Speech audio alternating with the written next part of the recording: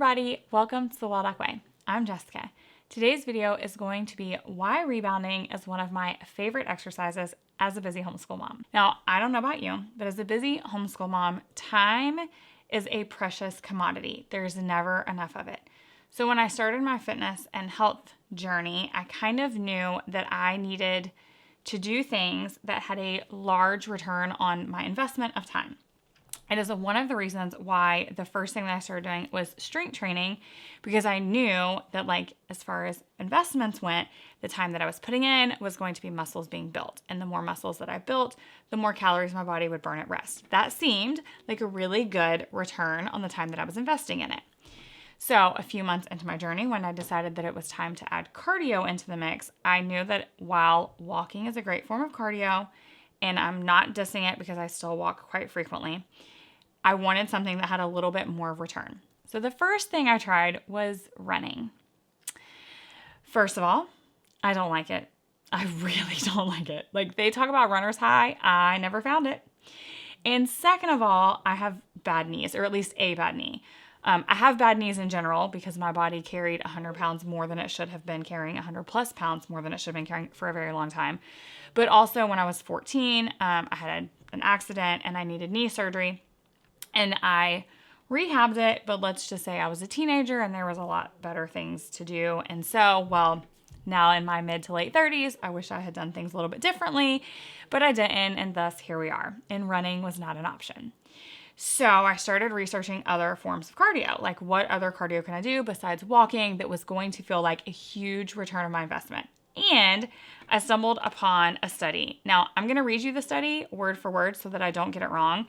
It was a NASA study that was conducted in 1980, and it was about rebounding. The findings were that it was more effective than running. It was 68% more effective than jogging. And 10 minutes of rebounding provided the same cardiovascular benefits as 30 minutes of running. It was less stressful on the body, which obviously I was like, yes, please. And it burned more calories. So 10 minutes of rebounding burns more calories than 30 minutes of running. That's what their study said. I have not actually done any kind of comparison for myself because I don't believe the fitness watches when they tell you how many calories you're burning anyway. But I was like, okay, I can't run because it's too hard on my knees and, I don't enjoy it.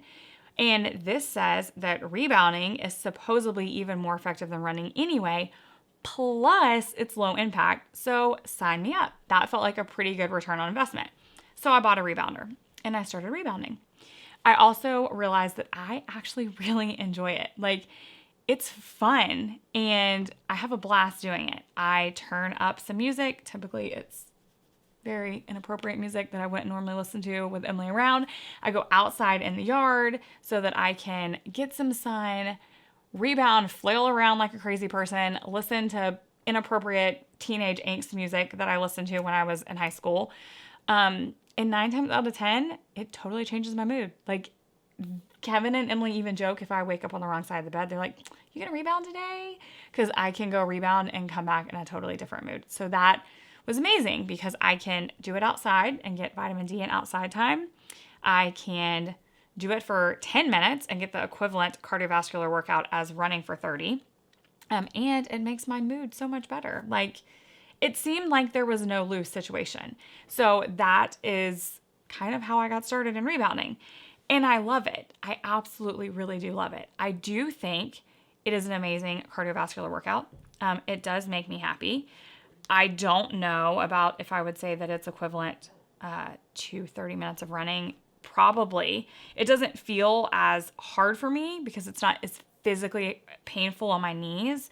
So I can't really compare the two. But I would say heart rate wise, if my watch is correct, then that part is true. It can seriously get my heart rate up. I would say I'm 37 years old, almost 38 in case you want to do the math. And I average anywhere from 130 to about 160 on the rebounder, depending on how high intensity the moves that I'm doing are. So it definitely is a good cardiovascular workout. I am going to answer some questions because I asked you guys if you had any, and y'all came through with some really good ones. The first one was, what rebounder do you have? I started with a rebounder that was less than $100 from Amazon. I will link it in the description. I didn't hate it. I just, after rebounding for a while, was ready to upgrade.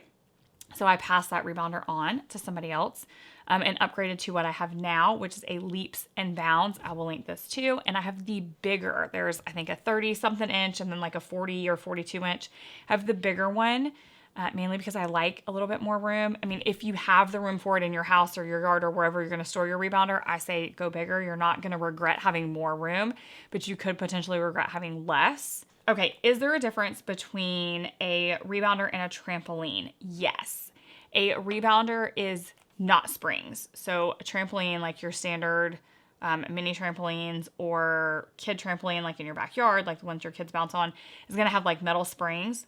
A rebounder has bungees, which is part of what makes it lower impact. So if you have a trampoline that has springs and you're like, this is hurting my knees, that's why. One that has a bungee is a lot lower impact. And so that's what you want to look for. Like if you go look on Amazon or wherever you want to look for a trampoline or rebounder, you can search either, but you want it to have bungees instead of those metal springs. What do you do on a rebounder? Is it really just jumping or are there moves? So it could be either. I mean, just jumping is not bad, but there are like some moves and there is a safe way to be on the rebounder. Like, you need to brace your core and you need to have soft knees. 𝐅𝐓𝐂 is a YouTube channel. I will link her in the description. She's one of my favorites. That is where I learned most of like the basic moves, some lower impact moves and some higher like intensity moves. Once I learned some safe moves and what she calls the health bounce, which is what I started with, I just did the health bounce for probably 3 months, maybe even longer than that. The health bounce is like, you're going to look at it and be like, this is it. It's literally just kind of like digging your heels into the rebounder and kind of like bouncing the toe of your foot never leaves. Like you're just kind of like bouncing on your heel. I just did that for 3 months because that's how long it took me to go from being able to do 2 minutes on the rebounder to 30 minutes. It took me 3 months of just being able to go to 30 minutes with just that small bounce. Like it is, or at least it was for me, it was really difficult. But keep in mind, I started rebounding almost 3 years ago. So I was at the least 80 pounds overweight. And I'm being extremely kind when I say that. So I do suggest, like I said, check her out, kind of learn some moves. I mean, it's not like bouncing up in the air because if you think about a normal, like traditional trampoline, your goal is to jump higher. Like the higher you get, the better. With a rebounder, your goal is actually to stay lower. Like you don't want like air, right? Like you want your bounce to be controlled and like a little bounce, if that makes sense. So you want that soft bend in your knees and you kind of want to learn like the best way to do it, or else you obviously could injure yourself like with any exercise. Favorite rebounding videos, 𝐅𝐓𝐿, hands down, is my favorite. She has a YouTube channel full of so many different things. Her grandmother, I think it's her grandmother, comes over and rebounds with her, and she's like, I don't know, in her 70s. She has friends that rebound with her that are very overweight. Her husband rebounds with her sometimes. So like there is a video for everybody. She does ones that are just music. She does ones where she talks. There are different themes. Like there's something for everybody there, no matter where you're starting at or what you're looking to get out of it. I promise she's got you covered. She also has a subscription too. I've only ever just done the YouTube videos, at least to date. Does it hurt your back or knees? No. If you're doing it properly and you keep that soft bend in your knees, it has never bothered my back or my knees at all. Like in fact, if I'm really, really sore after a leg day, rebounding, I mean, obviously bouncing helps, release the lactic acid, but it actually will help my knee. Like if my knee is really, really stiff, I feel like it helps way more than it could potentially hurt it. How often do you rebound? I rebound approximately 1 to 2 times a week. I try to get at least like 3 cardio sessions, if you will, a week in. Sometimes that just looks like walking, depending on what my week looks like. But typically I choose to rebound 1 to 2 times a week. And then the next question is, how long do I rebound for? Now I rebound for anywhere from 30 to 45 minutes, but that's something I worked up to. When I first started, I literally could do no more than 2 minutes. And so I did 2, and then the next time I tried for 2.5, and then the next time I tried for 3. And I did that for 3 months until I got to 30 minutes. And I got to 30 minutes of just the health bounce. Now when I rebound, what I personally like to do, now that I've kind of learned the moves, I don't watch the videos anymore. Like I said, I turn my music on and I alternate between kind of a lower intensity and a higher intensity move that are similar. So let's say, for example, I'm listening to a song. When the chorus of that song comes on, I will do a higher intensity move. And when the chorus goes off, I will switch to a lower intensity move. And I do that for the whole song.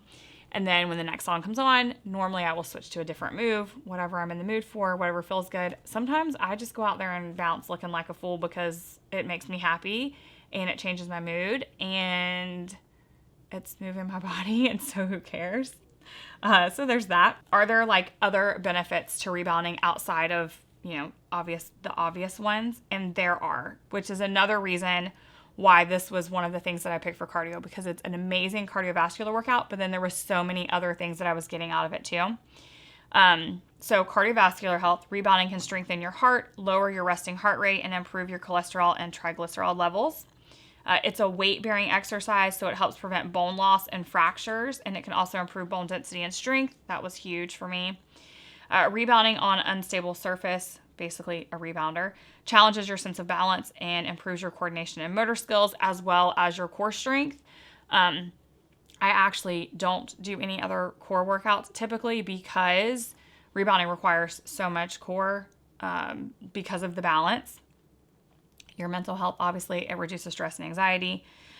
Lymphatic system. Rebounding can increase lymphatic fluid circulation, which can help flush out toxins and fight disease. That was another big one for me. I was like, yes, sign me up for that, please. And then pelvic floor health. Rebounding seriously strengthens your pelvic floor and your bladder, which is another thing that I really wanted. I was actually looking at incorporating pelvic floor and core into my strength training routine when I found out more about rebounding. And I started rebounding and realized that I get enough core and pelvic floor work while rebounding that I didn't need to add that into strength training. So that was kind of perfect because, again, time is a commodity I don't have a lot of, so the more that I can get out of it. So I was like, okay, rebounding is a great cardiovascular. It's also strengthening my core and my pelvic floor. It's great for my lymphatic system, great for anxiety and stress, which every exercise is great for that. Like, it was the win all the way around. And rebounding helps your muscles recover quickly because of the way you're moving, which was another win for me. I'm already strength training, and so this is helping me recover. Before I started rebounding purposefully, I was having to foam roll specifically after leg day. Like, I would do a leg day and I would have to foam roll the next day because I would be so sore. So now I try to schedule, or if possible, I don't really schedule, but I try to do rebounding after a leg day because then I'm getting cardio in and I don't have to foam roll because it kind of works out that lactic acid for me. So it's another one of those win-win. If you have any other rebounding questions, you can leave them in the comments and I will do my best to answer them. Obviously, I'm not a professional, so I can only answer from my personal experience or the research that I have done, but I will be happy to try.